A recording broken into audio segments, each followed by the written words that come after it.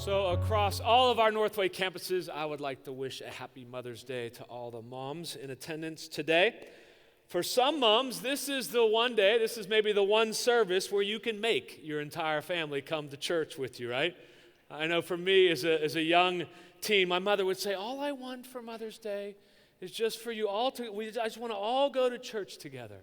And my brothers and I would be like, man, I'd rather drop all of my savings on a gift on you than put that clip-on tie on and listen to that man in the robe up front ridicule me for not seeing me since Christmas Eve, right? So, if you're here today and Mom has made you come with her, welcome. I am glad you're here, and where have you been since? No, I'm not going to do that. I'm not going to do that. So at Northway, for many years on Mother's Day, we've purchased a small gift for mothers to show like how much we appreciate them in our community. And it's always, I just want to admit it, like it's always a little challenging to buying flowers or candy in bulk for 3,000 people. Like it tends to reduce the quality just a little bit. It's also like sometimes a little awkward handing the gift to moms on the way out, you know what I mean? So there's somebody out there at the door and you know, people are coming out and you hand a flower to a young lady on the way out and you say, Happy Mother's Day, and she goes, I'm 12 years old, I'm not a mother, right?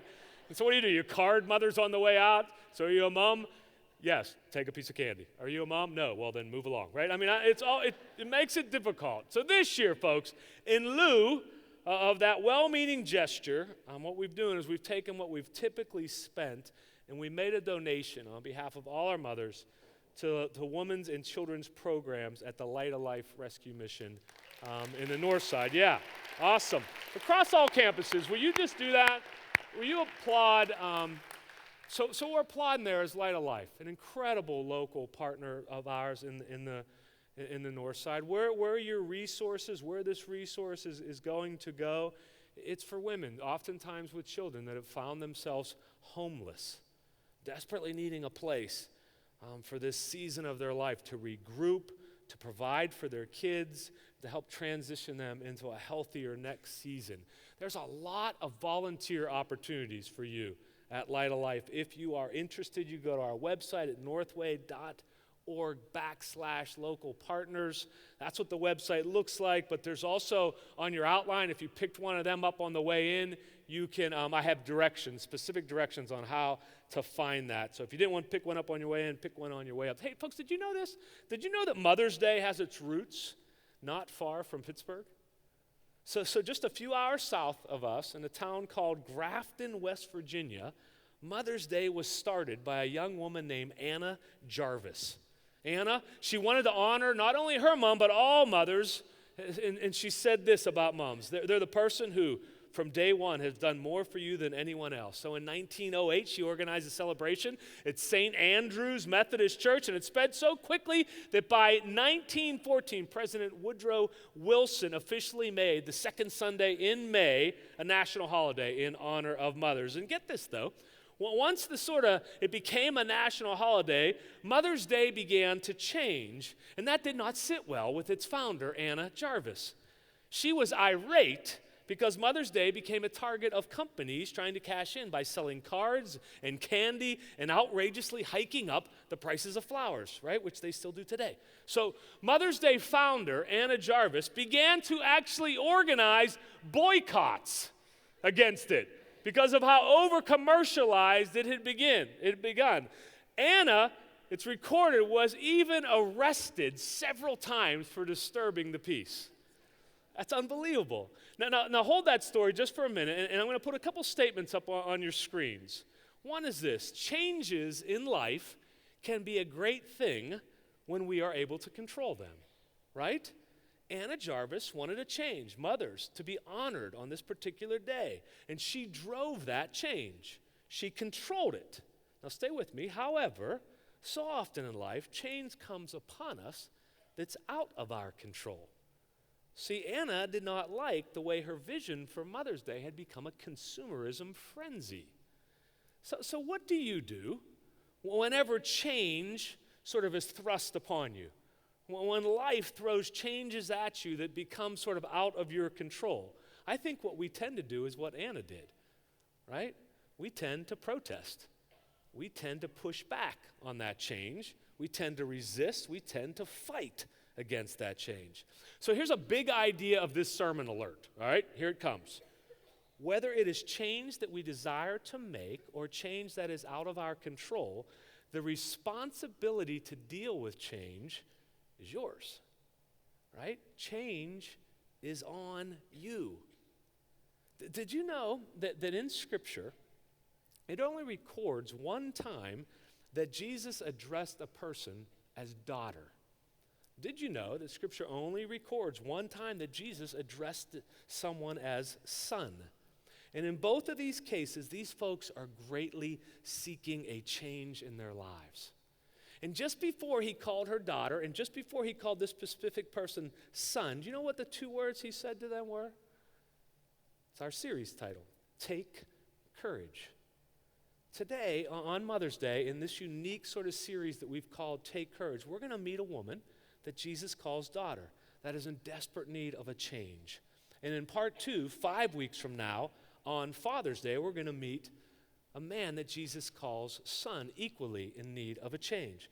And we'll see today that this woman gathers up an incredible amount of courage, and facing many insecurities and fears, she goes forward in order to seek change. And on Father's Day, we're going to see that a particular man has to do something really challenging. Most men find really challenging. He has to let some people help him. See, so many men have an overwhelming problem with letting other people help them, right? For us, it often becomes a sign of weakness or being soft. The big idea, in case you missed it in the beginning, no one can make you change, right? Whether the change is something that we desire or whether the change is something that's been required of us, it's our responsibility individually. Change is on you. You know, as a teenager, I was extremely quiet. I could often be found like somewhere just off by myself. I had only a few friends. At that point, I had only dated one girl. I was focused on just a few things, and I was really easily distracted. I was really uncomfortable in large crowds, and I had a really hard time talking to people that I did not know. So often, for whatever reason, I'd get invited to something and I'd commit to it, like a birthday party or where a group of people are getting together to do this, and I'd commit to it, but at the last moment, I'd back out. In addition, at this time in my life, my parents were going through a pretty difficult separation that would lead eventually to their divorce. So I think I just had some anger stuff also that I was dealing with. In my 10-year high school reunion, so just 10 years after I graduated, I go to the reunion. I'm telling you, I'm not exaggerating, 90% of the people didn't even remember me.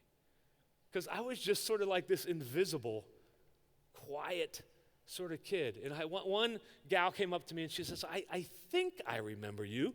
You were that sort of quiet, angry kid. I've never been to a reunion since. I went to that one. That was the only one I went to. Now all that said, in high school, I became a believer, a follower of Jesus. And I remember the summer before heading off to college, Edinburgh. I went to college that summer. I decided I needed to make a change. I was going to intentionally try to step out of this quiet shell. I was going to face the things that maybe I was afraid of, things that made me uncomfortable, and I was going to do a much better job managing my anger. And, I might have had some lousy cards dealt to me, and some of the challenges that I faced, like parents, divorcing, were completely out of my control. But the bottom line was, I knew I needed to make a change. And I knew that change was completely up to me. I had to do it. So walking into that college cafeteria, I remember, and sitting with these large groups of strangers, it was brutal. For someone like me, going to class and not knowing anybody and have to try to figure out where to sit, it was so stressful. But I was determined to make a change. And this new little, found faith I had, this new Jesus follower, I would pray for help. And rather than hide in my dorm room, I literally, for the first couple weeks of college, went up and down the hallway just introducing myself. As much as that was putting me out of my box, just smiling, making eye contact. If I got invited to something, I didn't back out at the last minute. I went. Just stop trying to be so quiet and angry. Many people from college and since then know me really differently than the people that knew me in high school. What's crazy is over the years, what I've done, what I've really read and what I've studied is I've discovered that I am really a classic introvert. I've looked at these massive studies on introverts that list like 40 or 50 characteristics of an introvert, and I'm not just like, a few of them. Like I sometimes on 30, I'll get 29 that are me. These are things like classic introvert characteristics. Alone time is needed.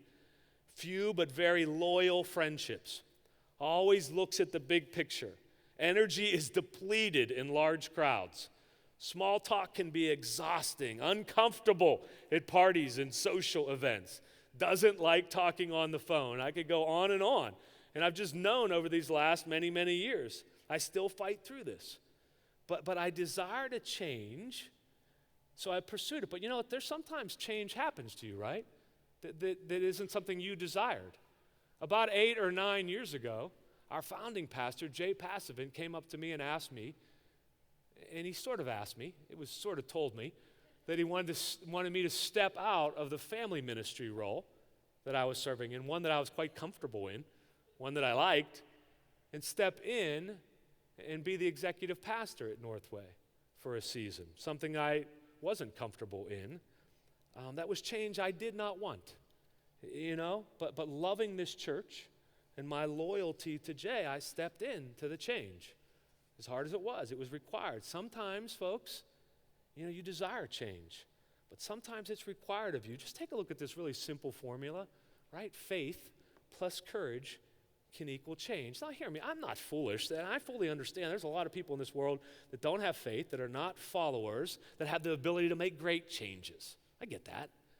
However, I think what times with them is they're often making those changes based solely on their own courage and tenacity. They're just getting it done. See, I'd like to believe that I was able to make that change in college because I had a newfound faith coupled with my courage. I believe that all of the major changes in my life have been improved by me not just relying on my own courage and tenacity, but by joining that with faith. There's probably someone listening to me right now, and maybe this is the only thing that you need to hear. Stop trying to make those changes based solely on your courage and your strength, and allow God to help you. What change are you facing today? Maybe it's a change that you've desired to make for some time. Maybe it's the pursuit of a dream that you've continually put off. Maybe it's doing away with a bad habit. Maybe it's having a conversation that something needs to change. Maybe you realize you're stepping into some kind of an addictive behavior and that you need to make a change before it gets out of control. It doesn't have to be something super intense even. It could just be like you need to change. You need to get healthy. You need to go on that mission trip that you've been talking about forever. You need to reach out to that old friend that God's placed on your heart. Maybe it's a change that, unfortunately, you didn't desire, but it's just sort of been required of you. They shut down your division at work, and they've moved you to a new spot. Right? Maybe it's a school change. Maybe your parents are separating. Maybe it's, your children. Some of your children are making poor decisions. You've got to change the way that you're parenting them. Maybe it's an attitude that needs change that you just don't really want to change that attitude. But you need to change it.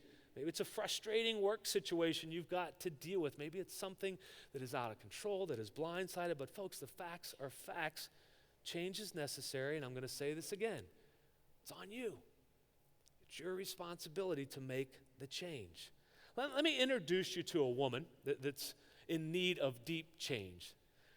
Her account, this story, it's found in both the Gospels of Luke and Matthew, and both accounts reveal something that's happening.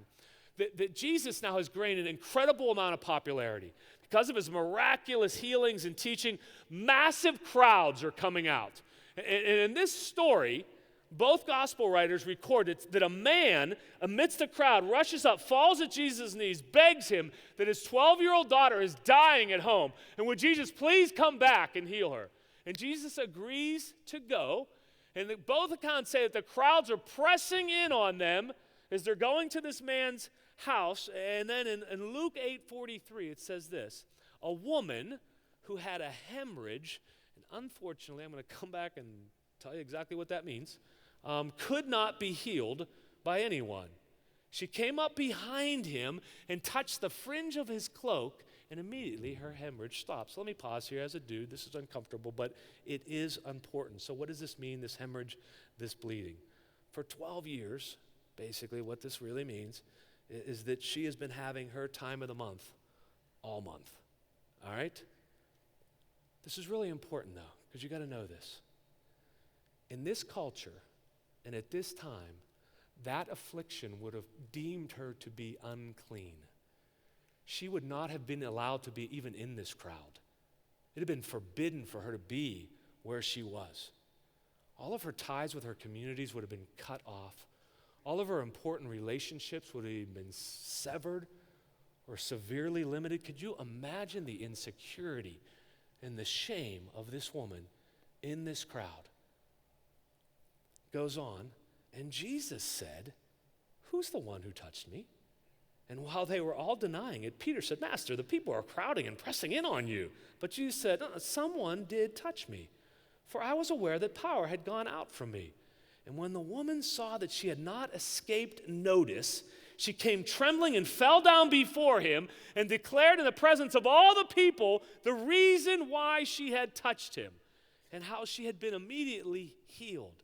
She reached like stealth, goes in and just touches the fringe of his hem and then just sort of tries to slip back into the crowd, right? This massive crowd.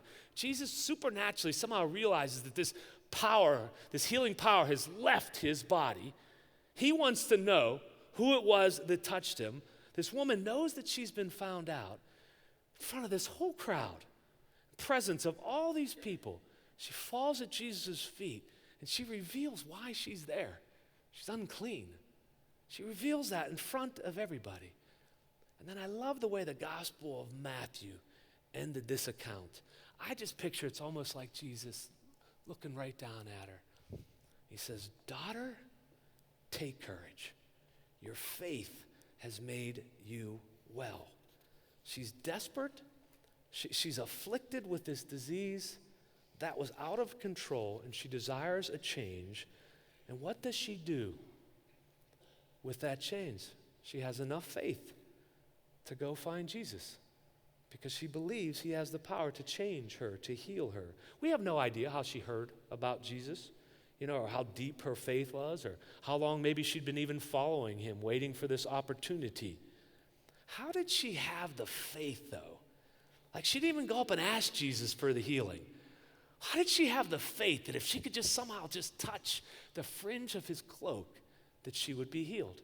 Many scholars believe that chapter 4 of Malachi in the Old Testament, this book, contains a messianic reference, meaning that it's a prophecy about the coming of Jesus, the Messiah, written hundreds of years before he ever came. Malachi 4:2 says this: "But for you who fear my name, the Son of Righteousness will rise with healing in its wings, and you will go forth and skip, or you'll be happy about like calves from a stall." So the Son of Righteousness, the coming Messiah, it says, will rise with healing power in his wings. The Hebrew word there for wings is this word kanaf. And kanaf, it can be translated wings. But do you know how else the word kanaf can be translated in Hebrew? In fact, it's more commonly translated this way back then. The word kanaf, it can be wings or it can be the edge of a cloak. When the Messiah comes, the Son of Righteousness will have healing in the edges of his cloak. I just sheer speculation, but had this woman heard this prophecy somewhere along the line and believed Jesus to be the Messiah and somehow knew and had enough faith that if she could just touch the edge of his cloak, that she'd be healed?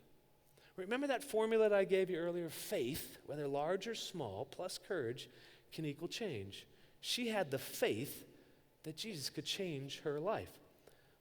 But let's face it, she also needed courage. She had to set aside her fears, her insecurity, her shame. She had to go where she was forbidden, And when asked who touched me, she had to reveal her issue publicly in front of a crowd of people that considered her unclean. And at that moment, I just believe that Jesus knelt down and looked her right in the eye and lifted her head up and said, "Daughter, take courage." That faith, it's healed you. It's changed you forever. You know, she came with a health issue that she wanted changed. But what she left with was something far greater. He called her daughter. Jesus restored her identity. Folks, Jesus is not as interested in what you need to change as much as he is in changing who you are. Take courage. You're a son or a daughter of the Most High God. Do not let the changes that you need to make define who you are. Let being a son or daughter of the Most High God define who you are. Because when you're secured in that, then you can take that faith plus courage, and it will equal change. What do you need to change right now in your life? Probably at some point in this sermon, something has popped into your mind. Maybe try this, something real practical for you. Go home today, tomorrow, this week, take out a sheet of paper or flip open your laptop, and on the top of it, just write down what it is that you need to change. I need to change this. Could be something that you need to change. Could be something that you're being required to make a change of. And then under that, right, courageously take out. And this is on your outline if you forget. What are the things you have to take out of your life? What are the unhealthy thoughts, feelings, influences, people, places, habits, attitudes that need to come out of your life? And then right under that, right, courageously take in. What are you going to replace them with? You know this needs to come out in order to make this change. So what are you going to put in there instead? You know, what are the correct, the healthy influences, people, places, habits, attitudes that you're going to put in there and replace that? And then under that, right, courageously take on. And this is it. What are you going to do? Change is on you, so what are you going to do? Now that you know what needs to come out and you know what needs to go in, what are you going to do? Write it down. Write down what you're going to do to start this change in your life. The woman had to take out her feelings of insecurity and shame. She had to set aside all the people that had shunned her. And she had to take faith in, and she had to put it into action. She could not just sort of think about all the things that she needed to do. She had to get up that day and go find Jesus and seek that change in her life.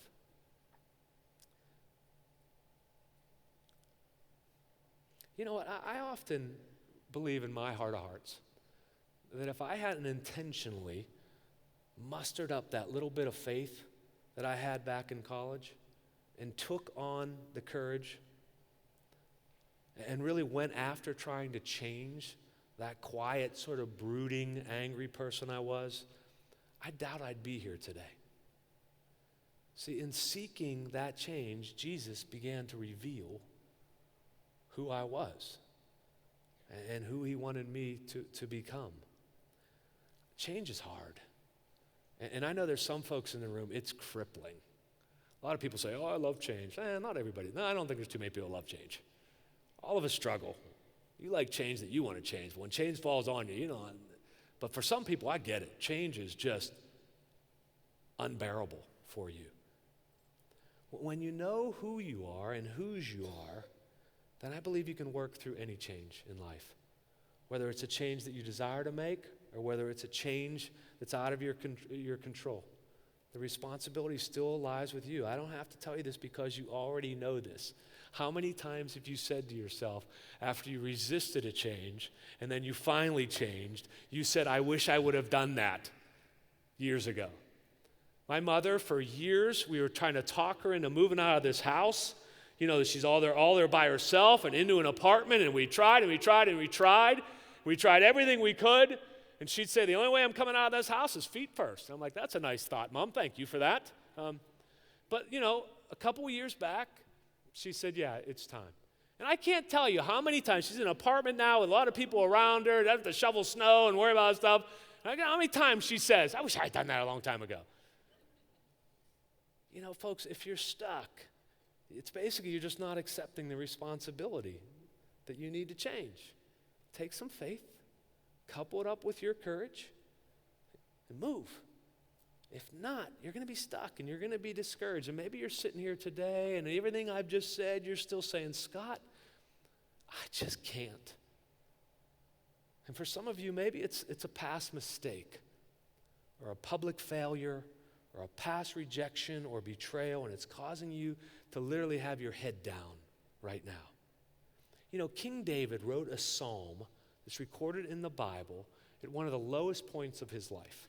This is what was going on in his life when he wrote this. An adulterous affair with Bathsheba had been revealed. His life was torn apart by family troubles. His kingdom was being hijacked by his son, Absalom. He had to flee Jerusalem and hide. And it's with all that swirling around him that he writes Psalm 3, verses 1 and 2. He says this, O Lord, how many are my foes? Many are rising against me. Many are saying on my soul, there's no change, there's no salvation for him. Now watch it turn. And for some of you, you need to move from Psalm 3, verses 1 and 2, into Psalm 3, verses 3 and 4, because David says this, but you, O Lord, are a shield about me, my glory and my lifter of my head. I cried aloud to the Lord, and he answered me from his holy hill. Let me close by just breaking down those few verses. No change is too big for God. He's a shield, it says there, which means you're under the protection of a great king. You know, he calls it my glory. Do you realize your God is the Lord of hosts? He has tens of thousands of angels at his command to aid those he calls sons and daughters. And then I love that last one. He says, you're the lifter of my head. Just like Jesus lifting the head of that woman, healing her, restoring her identity. God, your God is an encourager. He's a restorer. David's failures were great, but God's grace and love was so much greater. Folks, faith plus courage equals change. What do you need to take out, take in, and then go take on? Jesus is not interested in what you need to change as much as he is and interested in changing who you are. Go make the change that you need to make. Some of you, this minute in this sermon that I said, what do you need to change right now? You knew. Go make the change. Lead with faith. Have courage. And the change will happen. I'm going to ask your campus pastors at the other locations to step up and pray for you in this moment.